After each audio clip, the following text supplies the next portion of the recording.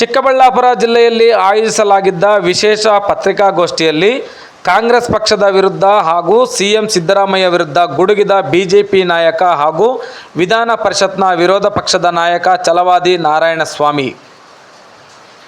ಈ ವೇಳೆ ಮಾತನಾಡಿದ ಛಲವಾದಿ ನಾರಾಯಣಸ್ವಾಮಿ ಅವರು, ಕಾಂಗ್ರೆಸ್ ಕೊಡುಗೆ ಈ ದೇಶಕ್ಕೆ ಶೂನ್ಯ, ಕಾಂಗ್ರೆಸ್ ಮುಗಿಸಲು ರಾಹುಲ್ ಗಾಂಧಿ ಒಬ್ಬರೇ ಸಾಕು ಎಂದು ಗುಡುಗಿದರು. ಮಹಾತ್ಮ ಗಾಂಧಿ ಅವರು ಹೇಳಿದ್ರು, ಅದನ್ನ ನೆರವೇರಿಸಿಕೊಡ್ಲಿಕ್ಕೆ ಸದ್ಯಕ್ಕೆ ಒಬ್ಬರು ಹುಟ್ಟಿದ್ದಾರೆ. ಅವರ ಹೆಸರೇ ರಾಹುಲ್ ಗಾಂಧಿ. ಅವರ ನೇತೃತ್ವದಲ್ಲಿ ಕಾಂಗ್ರೆಸ್ಸು ನೆಲಸಮ ಆಗತ್ತೆ.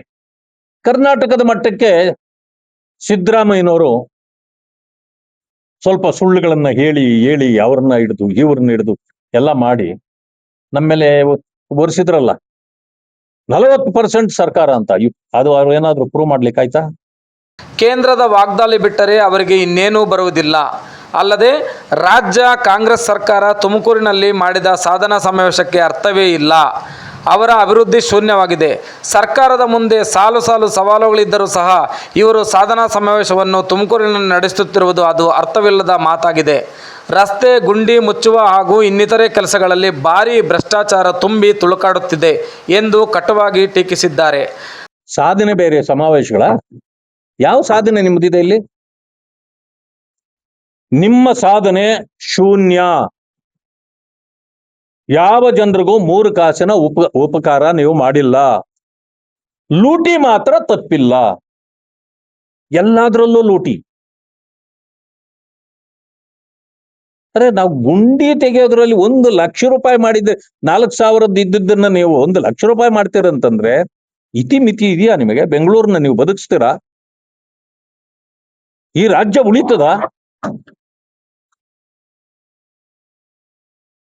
ಇದನ್ನ ಜನ ಕೇಳಿದ್ರೆ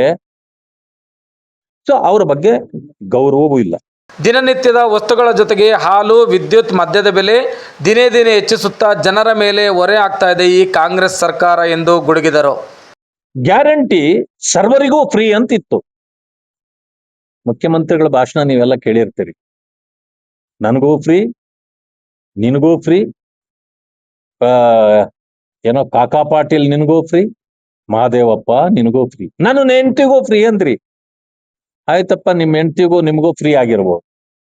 ಚಿಕ್ಕಬಳ್ಳಾಪುರ ಜಿಲ್ಲಾ ಬಿಜೆಪಿ ಅಧ್ಯಕ್ಷ ಸೀಕಲ್ ರಾಮಚಂದ್ರ ಗೌಡ ಮಾತನಾಡಿ ಕಾಂಗ್ರೆಸ್ ಪಕ್ಷದ ವಿರುದ್ಧ ವಾಗ್ದಾಳಿ ನಡೆಸಿದರು.